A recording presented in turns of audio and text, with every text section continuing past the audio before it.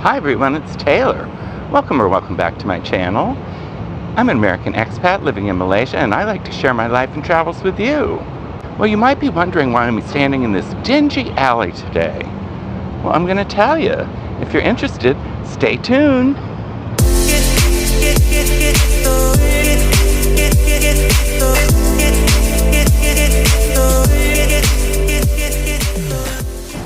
Actually, this dingy alley is right behind my building, and I've seen it for a long time.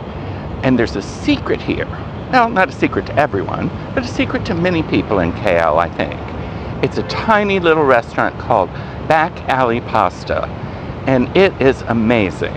I've been there once, and I'm going again tonight. But you will love it.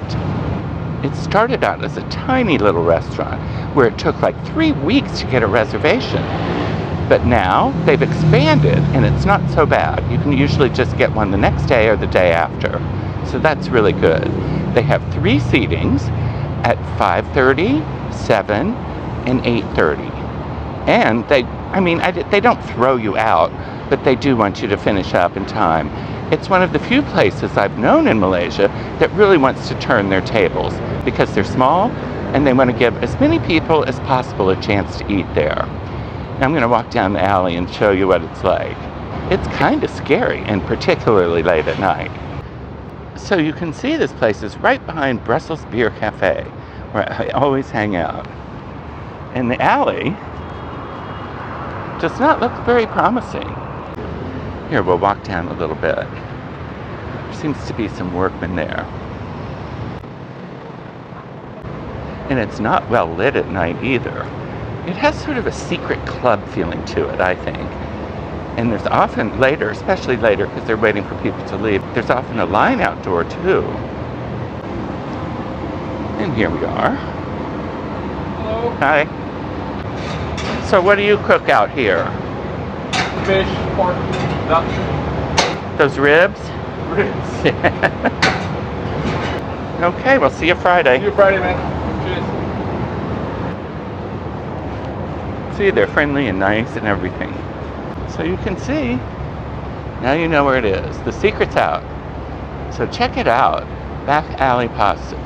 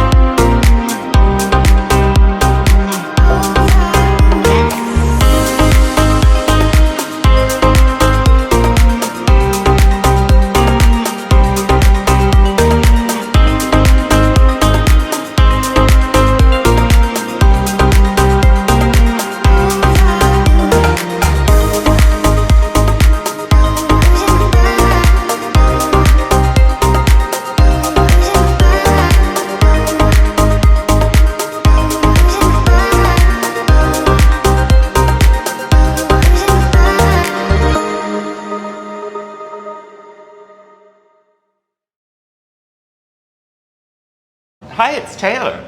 Well, I'm here today with Chef Jay from Back Alley Pasta. It's the most amazing place. You've got to try it. But he's going to tell me a little bit about it. So let's get started with that. So, Chef Jay, can you tell me how Back Alley Pasta came about? So it started in the midst of the pandemic. My partner and I met through mutual friends. I've always wanted to open an artisanal pasta place, and he had this in mind to open a sort of a speakeasy concept kind of restaurant. So we thought that he had this unit, so we thought that, hey, the back is very vacant and we can open the back. Sure. And so I think that's how the whole conceptually idea came about, to build actually a pasta bar that faces the back alley. Yeah. So the main focus was just to produce artisanal pastas to actually sell to restaurants, but we thought that that wouldn't be very viable, especially in a location like this. It'd be a waste if we didn't actually build more than just a production kitchen.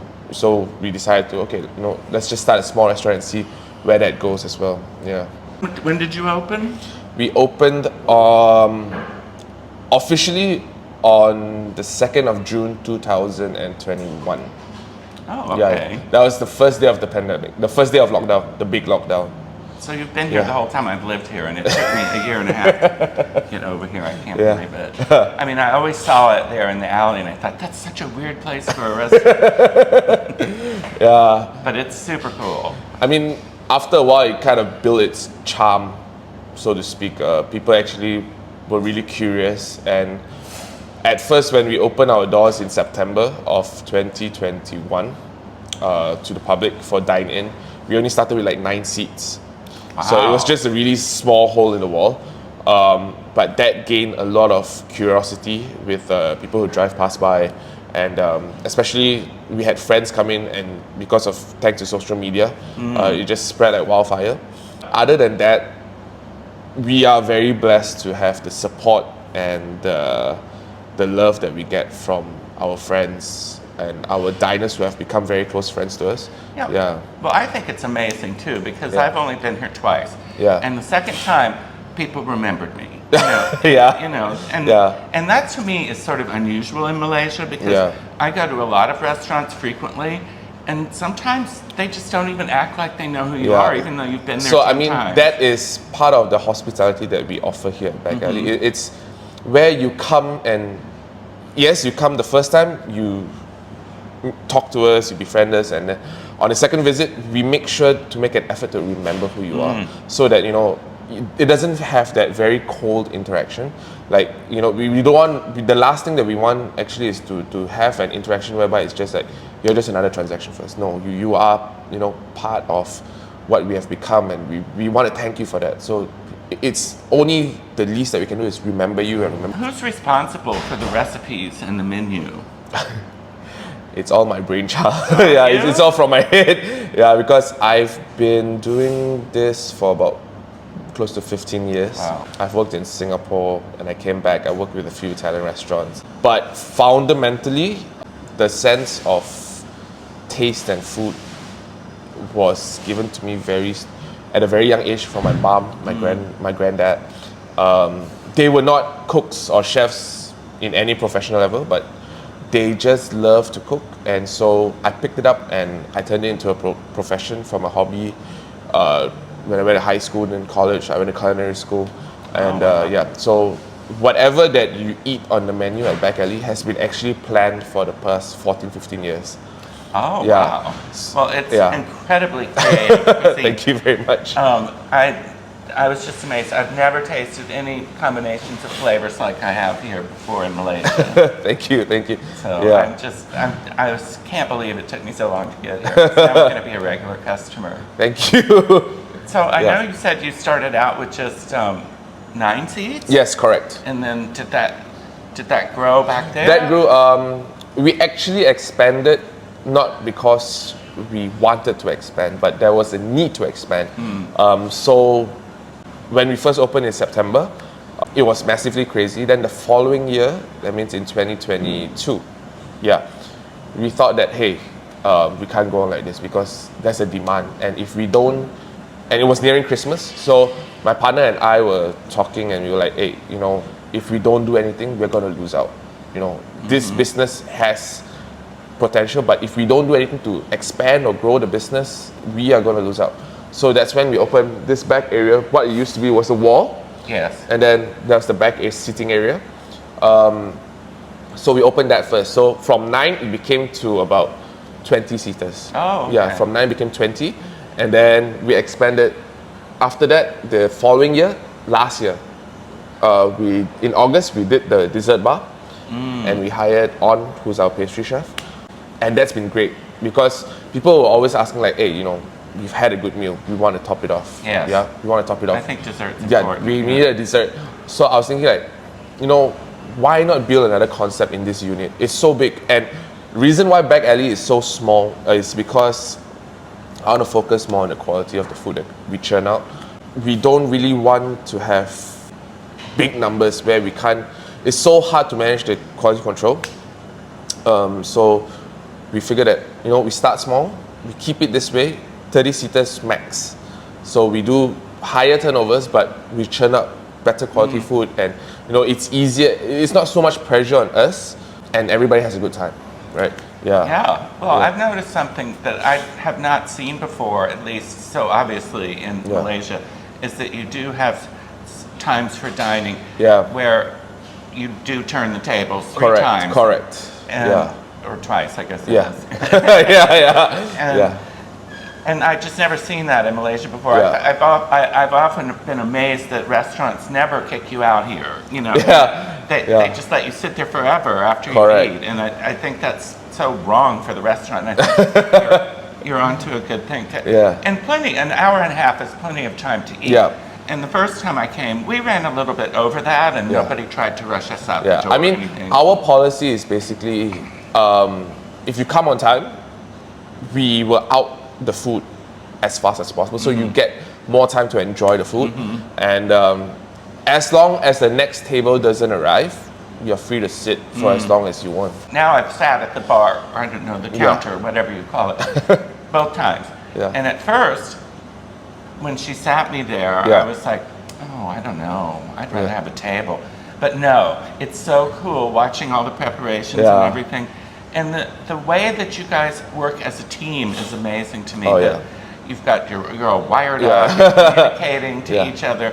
And it's almost like a ballet the way it happens, you know. It took a lot of practice to get there, but I think having a tight-knit team is very important. So I'm gonna say it out loud that Back Alley wouldn't have been what it is today if it wasn't for the team.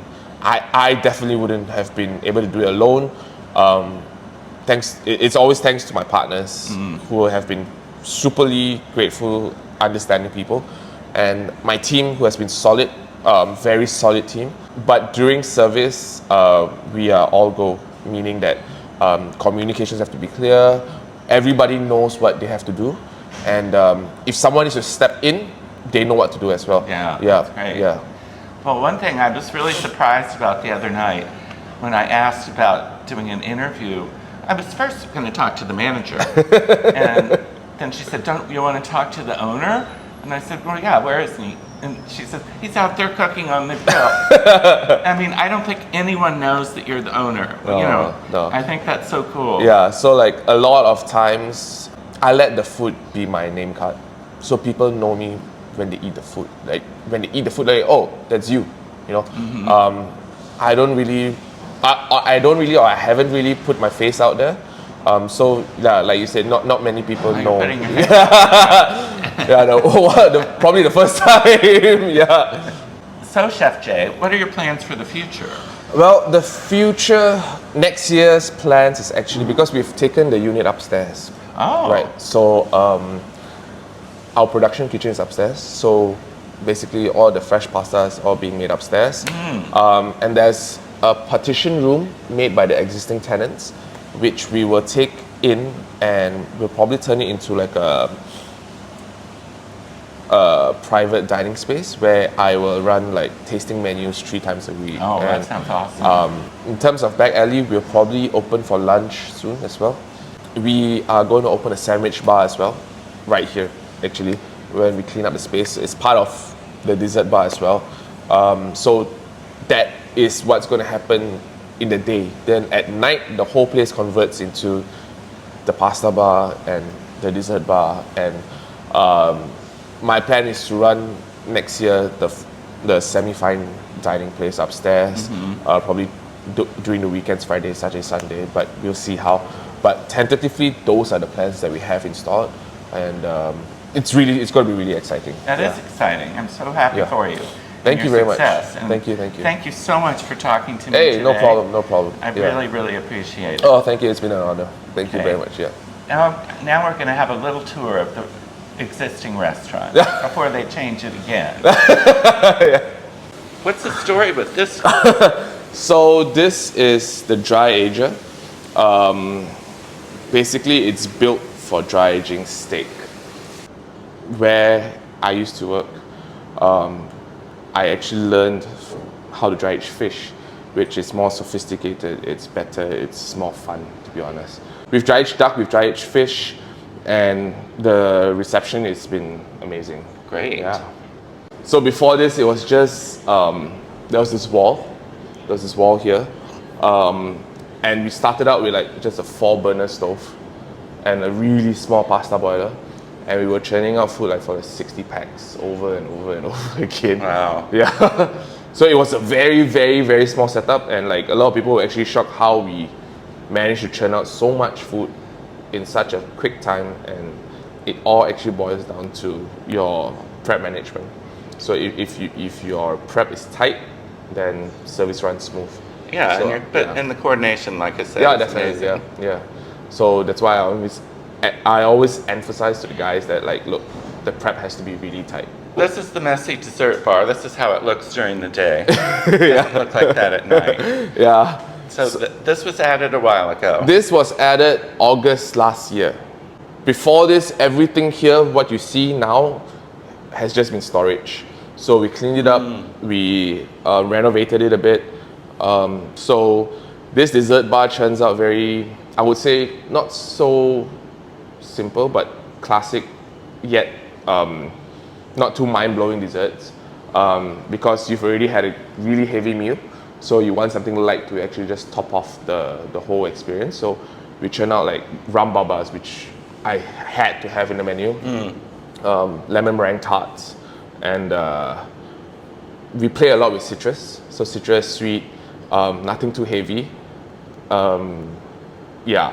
So I think I've had 2 different desserts. Yeah. Actually, I've tasted 4, but yeah, they're all wonderful. yeah. So that's what we sort of want to do with the dessert bar is to create light desserts, so to speak, to sort of like just top it off the whole experience rather than you like going home in a food coma after you've had like plenty food. I just have to walk across the street. yeah.